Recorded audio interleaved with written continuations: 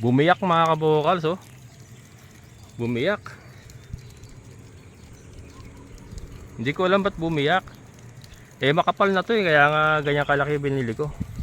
Bumiyak pa siya, saka dito siya sa dulo bumiyak. Ini-expect kong bibigay sa gitna eh.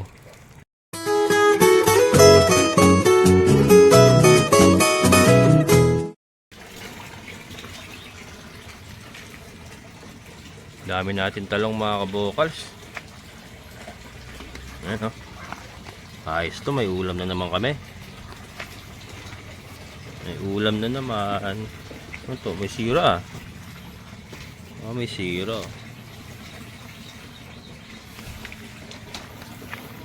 Yan. Ito, ayos na to. Lalaki na to. Pa. Halos lahat ng puno may bunga. Kasi yung ating mga patola meron din mamaya. Kukunin ko na po yung ano, yung iba dyan.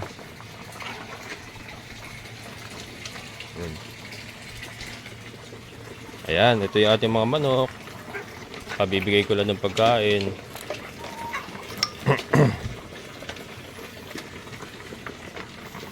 Malapit natin silang paitlogin ulit. Dito ko na lang papaitlogin. Gagawa tayo ng maayos na pugaran. Tapos ito ayusin ko. Daming yerong natira dyan, yung sa CR, saka yung sa sidings. Yan, ilalagay ko dito. Iyeruhan ko na to. Tapos maglalagay tayo ng pugaran. Ayusin natin yung hapunan nila. Dito na natin muna sila paitlogin. Free range. Ibabalik natin sila sa free range style na pag-iitlog.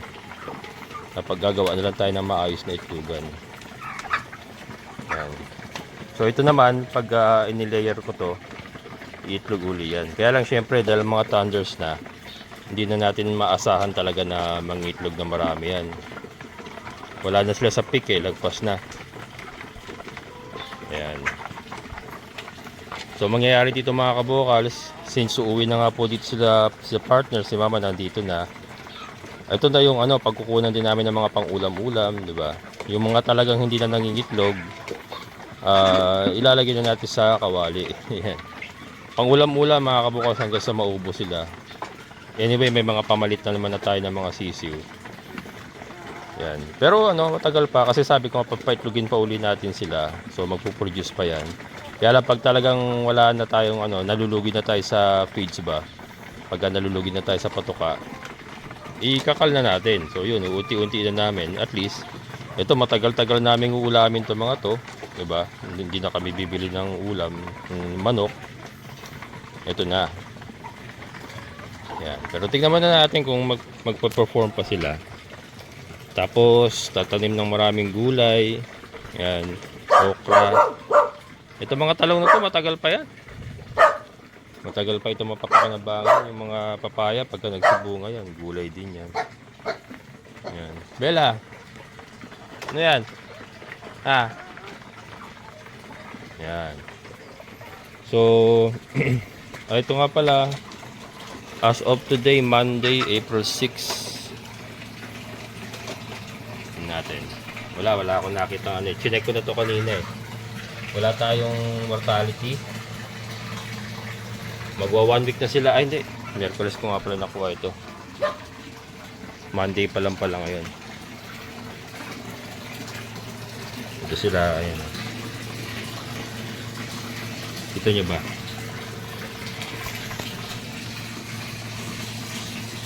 Ayan. Yung maliliit, ayan. Tatlo sila, ayan o, tatlo. Hindi, 4 pala. Ito yung isa. Ayan o. Tapos may mga naka-hiding. Ito isa nasa gilid yung ano. Nasa gilid yung BBC. So far, ito dami pa rin. Nasa gilid-gilid sila. Ayun, dami yung mga bukos. Nasa gilid-gilid sila. Ang dami to. Ilan to? 1, 2, 3, 4, 5, 6, 7, 8. Walo. Ayun, walo sila mga kabukos. Walo kung nakita nyo ha. Pero yan, yung maliliit natin na parang 1 inch yata ito. So ano, yung mga kitikiti rin mga kabukals, medyo nakokontrol natin sa pag-i-scoop. Sa pag-i-scoop natin, Medyo nakokontrol natin. Kasi dati ayun, pagka itinuto ko yung ano, yung camera ganyan, naku, napakaraming, 'di ba? Kung napanood nyo, napakaraming kiti-kiti, pero ngayon medyo less na. Yan, hindi pa kasi ako makabili ng mga gapi, saka yung mga sinasuggest nyo na mga aquarium fish na pang-control ng ano, ng kiti-kiti. Kasi sa Santa Maria pa kukunin yung sa Santa Maria pa yung alam ko na pet store. Eh, napakamahal ang gasolina ngayon mga kabukals. Mahal ang gasolina. So, hindi rin tayo makapag-mobilize ito. Ito yung malalaki. Andito yung malalaki. Ayan. Tapos saan sa loob. Ayan, lumalabas yung balbas eh. Ayan, Yan, mahirap din kasi mag-mobilize. Kaya tiyaga lang muna natin. Tiyaga lang muna. Ayan, nasa gilid-gilid sila. Ayan,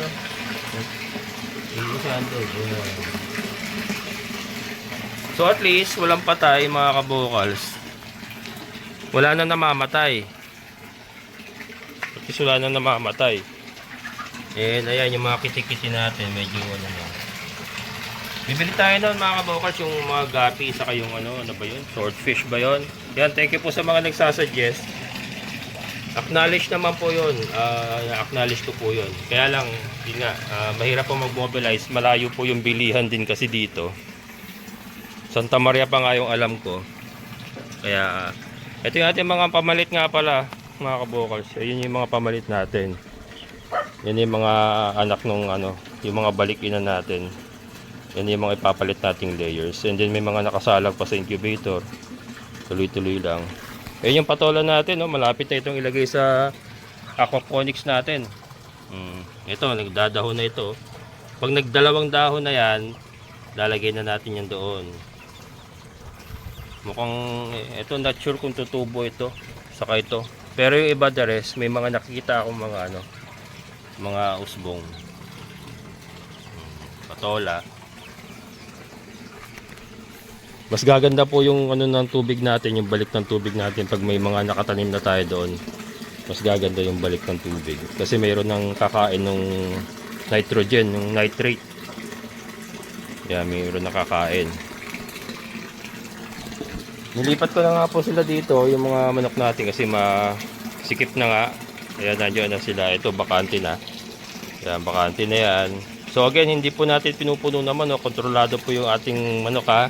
Ganyan-ganyan lang po inilalagay natin dyan para hindi masyado mapollute yung tubig. Pero ito po napansin ko, yung sa ilalim po na itong ano, sa ilalim po na itong pinaglalagyan nila dati. Halos wala na po yung feeds na ano, yung mga feeds na natatapon nila, halos ano, yun, wala na. Kasi kinakain po ng ating mga ulam. So dati, ang dami pala nila dito. Ayan nyo ba? Ayan. Yung sila nasa ibabaw. Ayan sa ilalim din. Ayan o. Diba? Wala na halos ano. Hapon ko lang inilipat yung mga sisiw natin. And sa gabi nga kasi active sila. Yan, siguro kumain dito. Halos nawala na yung mga tinapon ng feeds natin mga manok. Ayan sila.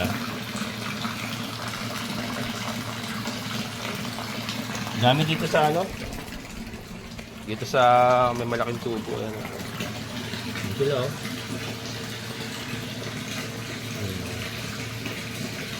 Yun, dito sila concentrated pala sa malaking tubo. Parang mas gusto nila yung malaking tubo Magdagdag ako ng ganyang malaking tubo. And shoutout kay Freddy's Treasure. Ayan, nag-ipon daw siya sa akin ng mga PVC kasi ano yun nagnegosyo sila ng ano, yung pagkain ng mga sa construction. May mga friendship siya na taga-construction. Ayan. May mga retaso doon na nakuha na PVC. Ayan. Hindi ko pala napupuntahan sa San Jose kasi yun, doon sa ating old area. Hindi ko pala napupuntahan. Yan. Walang patay mga kabukals. Wala tayong patay.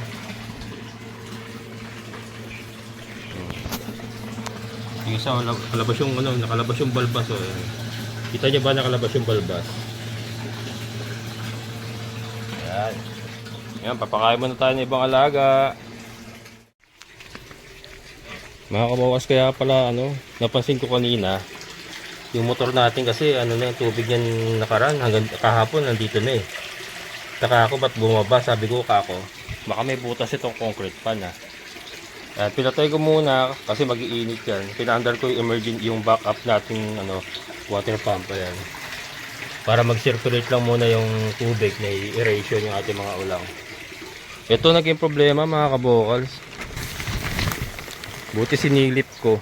Sinilip ko si Milky actually. Si Milky ang sinilip ko.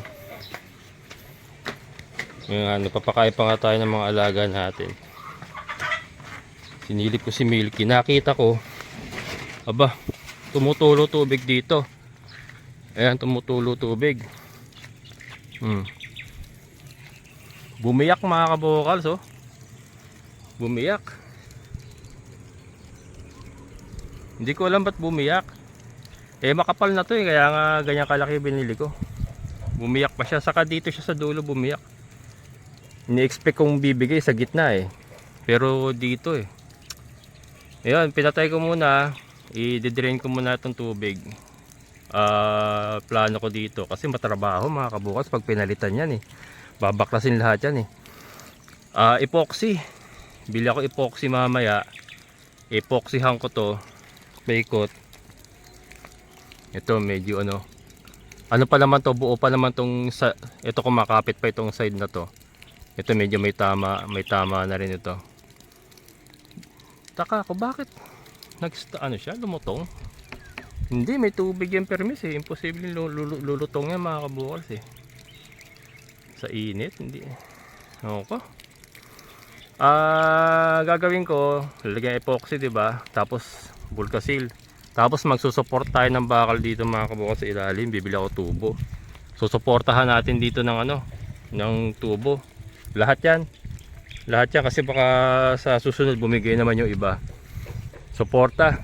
Lalagyan natin ng tubo sa ilalim para nakasalo dito. Para yung bigat ba, matulungan sila sa bigat. Mabigat din kasi yung tubig eh. Ayan. So yun po. Mamaya aakitin ko pa kung ano. Palagay ko dito nagsimula eh. Yung sa ano, yung sa butas, dito nagsimula yung crack. Tapos lumakad ng ganyan. Kaya lang, ewan ko bakit dito bumigay. Dito kasi ano eh, malapit siya sa poste. Ayan, so isa po sa magiging problema pala natin mga kabokals, yung ganyan. Yung sabi ko nga, lumalabas ang problema pag ano, kalaunan. Buti na lang wala pa tayo nakatanim na halaman. Wala pa kasi kailangan i-drain yan eh. Kailangan kong i-drain yan para madikitan natin ito ng Bulkasil, ng ano, ng epoxy. Tapos Bulkasil. Tapos susuportan natin ng bakal yan. Yan. Mamaya gawin ko, tapusin ko lang yung magpapakain natin ng mga alaga. Ito.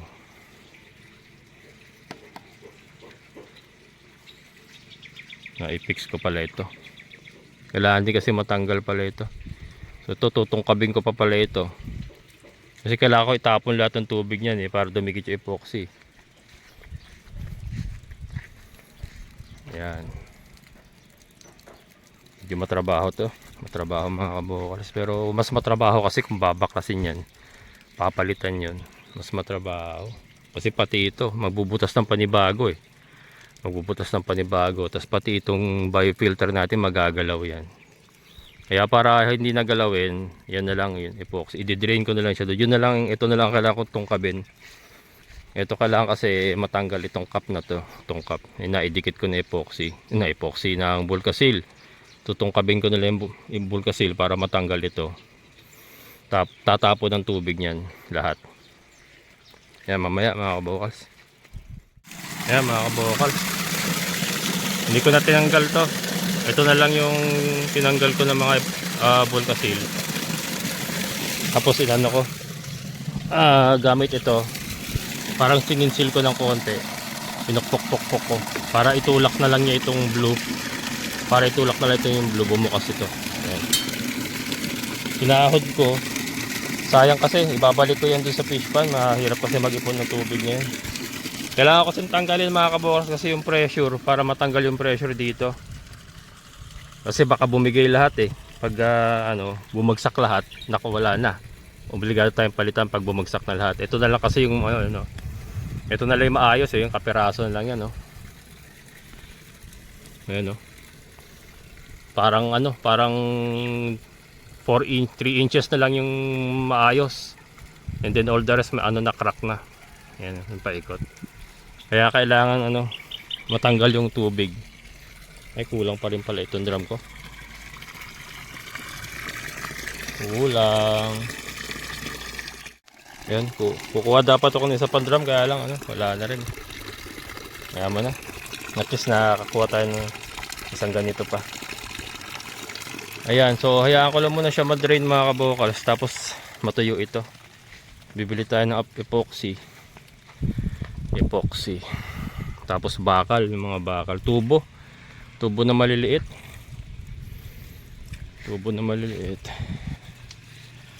Malabas yun. At least ngayon lumabas kaagad yung problema. Nakita natin kaagad yung pwede maging problema. Siguro ito may lamat na ito nung kasi di binutasan namin. Lang siguro, lumakad na lang siguro yung sa bigat na rin. Sana yung iba wala. Pero yun nga, naman natin, susuportahan na natin ng tubo para hindi na maulit. Susuportahan na natin ng babalagbagan natin sa ilalim ng tubo, sasaluhin, tapos itatali natin ng alambre. Papayakapin natin ng alambre para yun ang hahawak ng pressure, yung tubo sa ilalim. Mga kabokals, gumawa muna ako ng emergency filter natin. Ito. May buhangin. Ayan.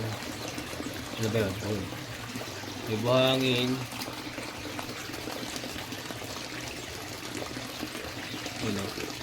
Ayan, kita nyo ba? May buhangin mga kabokals. Kaya lang hindi ko makapalan kasi pagka kinapalan ko, umaapaw. Kaya manipis lang na buhangin yan. Pero at least may buhangin. Pero may net yan sa ibaba, saka sa ibabaw. Dobleng net. Yan, para lang ma-filter yung dumi. Then itong ating water pump. Ito yung ating backup na 35 volts na aquarium pump ito Pang aquarium yan, yung ginamit ko dati. Yan, pansamantala. Para may aeration kahit paano. Kasi bukas ko pa ditikitan ko ngayon, bukas pa magagamit uli yan. Ayan. Kaya importante talaga may backup tayo. Huwag lang sana umapaw to. Bali pag umapaw naman lilinisan ko lang. Ayan. Para at least may filter. Ayan mga kabokals, epoxy. Banatan natin na epoxy to. Ayan Ayan mga kabokals.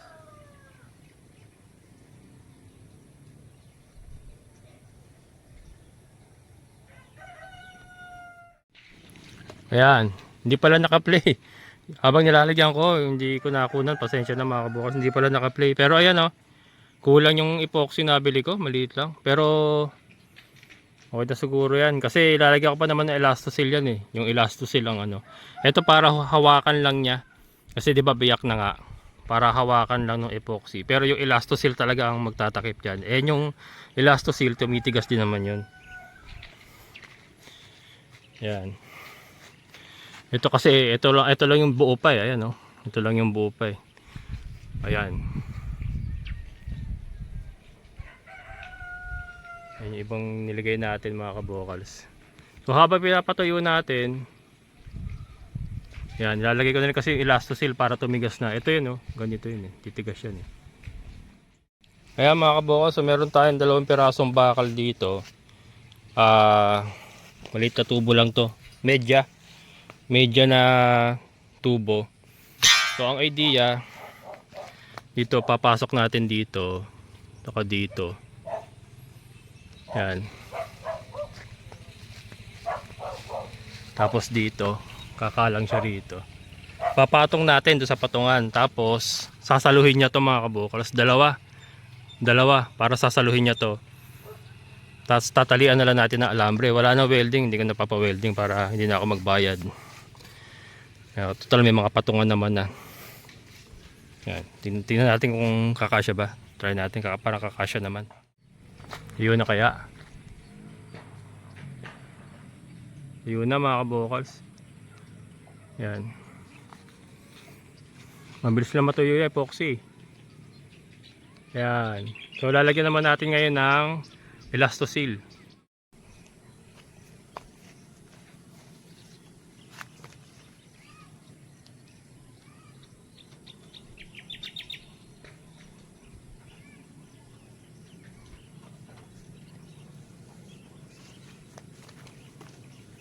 Ayan mga kabokals, Elastoseal ang lalagay natin.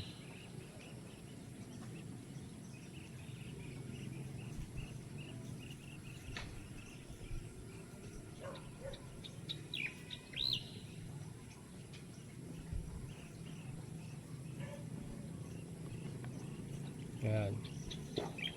Itong Elastoseal na to, pag tumigas to, matigas din. Pag tumigas, matigas. Matigas din pag tumigas.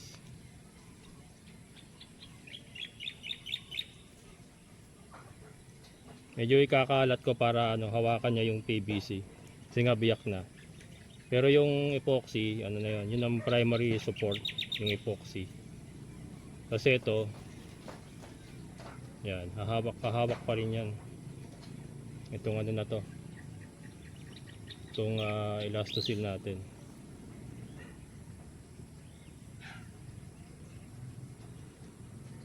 Hindi ko inaasahan kasi malaki na to eh. Kaya lang pala yon. Kasi na-compromise yung niya. Yung technique pala mga kabos. Babasahin nyo yung kamay. Yun yung technique. Na-compromise yung kanyang tibay nung binutasan natin mga kabos. Kaya kailangan talaga meron palang salo sa puwet. Yung nga yung tubo ilalagay natin. Lalagyan natin ng tubo para may support sa ilalim.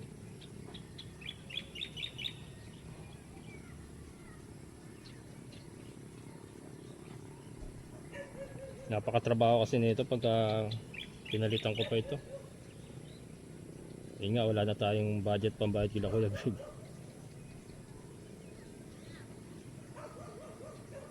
Ako naman wala nang katawan ko mga kabokals. Lasbag na hindi ko na rin kaya talagang kumilos. Limitado na yung galaw ng katawan ko. Ayan. Dito naman tayo sa kabilang side.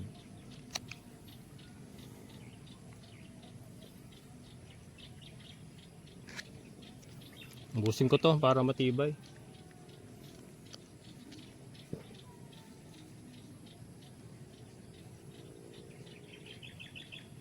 Ang takin mo bumiyak yan, no? Siguro sa init na rin mga kabokals. Kaya lang may tubig eh. Tataka ako, may tubig siya eh. Dapat di siya iinit ng ganun eh. Bagay sa ibabaw ang eh. Yung sa ibabaw ang pumutok eh, ang bumiyak eh. Yung hindi na tutubigan ba.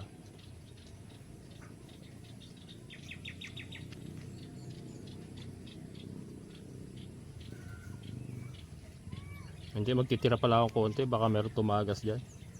Kasi nagalaw eh. Tira tayo konti.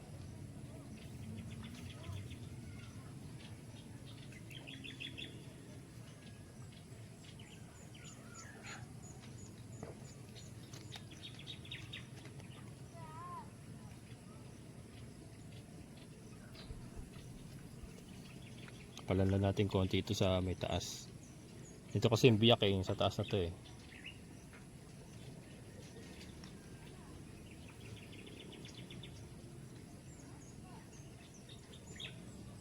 Tibay na rin to pag tumigas to. Itong Elastoseal tumitigas din to eh. Parang epoxy din yan eh.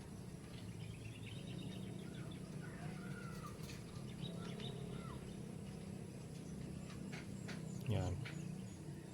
Napakapit ko sa mga gilid para hawakan niya.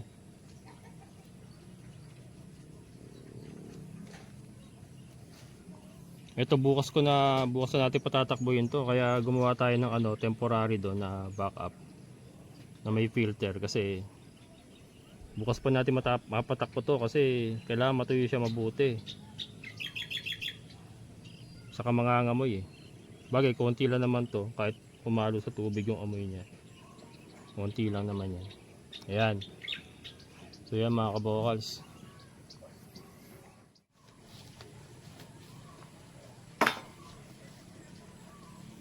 Ngayon naman mga kabokals, ito yung tubo na ipasusuporta natin.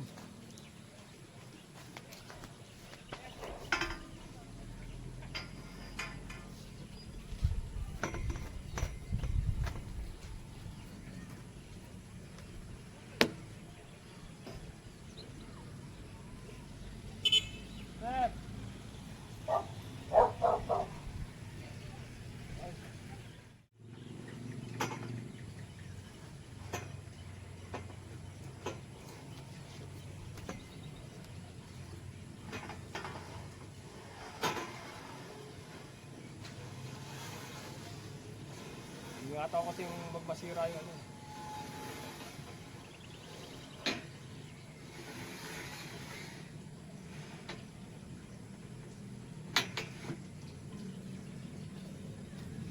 Ayan. Graba.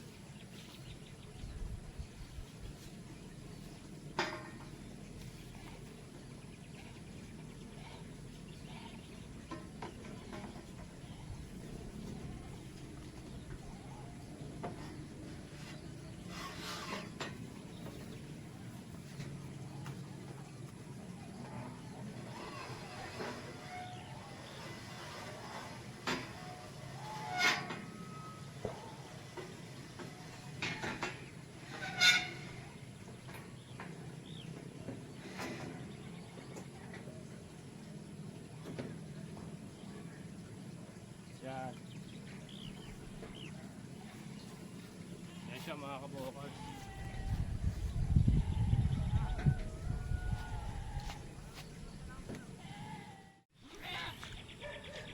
Ito mga kabokals, ipapayakap pa natin yan. Yan na, ayun, ito na yung bakal natin. Ano yan dito, nakapatong yan dito sa patungan.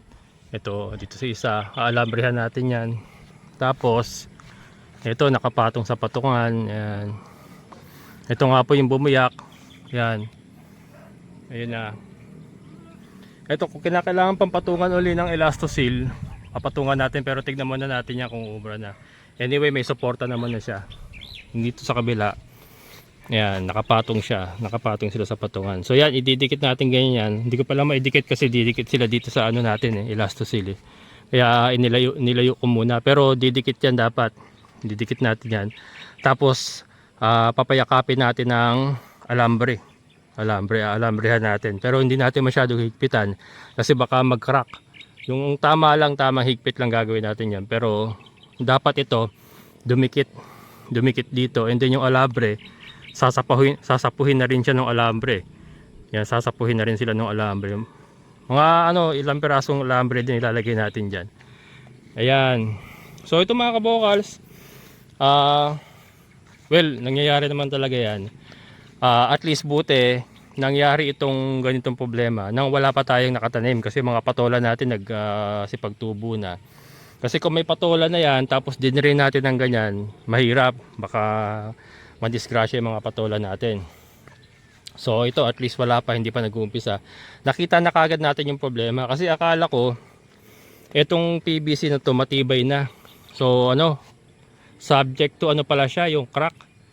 Nagka-crack pala siya mga kabukal. So buti nalaman natin ngayon as early as now na wala pa tayong mga halaman na possible pa lang mag-crack yung PVC. Kaya kailangan may suporta talaga tayong ganitong bakal sa ilalim para hawakan siya. At hindi kung yung pressure ay hindi lahat nakatuon sa PVC. Tutulungan siya nitong dalawang tubo na to para i-absorb yung pressure. Kasi yung pressure ng tubig kasi mabigat din yung tubig yan ang nakapagpa-crack dito plus dagdag pa natin yung init. Lumutong siguro, nag-crack ito. Ayan. Yun mga kabokal, so ano na, madilim na, inabot na ako alas 6. So magpakain pa tayo ng mga ating mga alaga. Mga patola natin, walang tigil sa pagbunga. Oh. Yung patola na maulam namin ni Mother mamaya. Ayan, ito, kunin ko na nga. Ito, ang dami oh. Kumatay na pero tatanggalin ko yan dyan. Dapat hindi yan umabot dyan para ano. Kasi tatanim na natin yung mga patola na para sa aquaponics. Dapat hindi sila umabot dyan. Ito dami oh. Kumpul-kumpul mga kabokals oh. Yung ating mga patola. Sa loob meron pa. So yan mga kabokals, hanggang dito na lang yan po aking update. Pero ang good news nga ay wala pa rin pong namamatay sa ating ulang. As of today, Monday, pag ilang araw na bang wala namamatay? 3 araw yata, 4. Basta wala na namamatay mga kabokals, and that's a good thing. Kaya lang, kailangan natin maayos kagad to.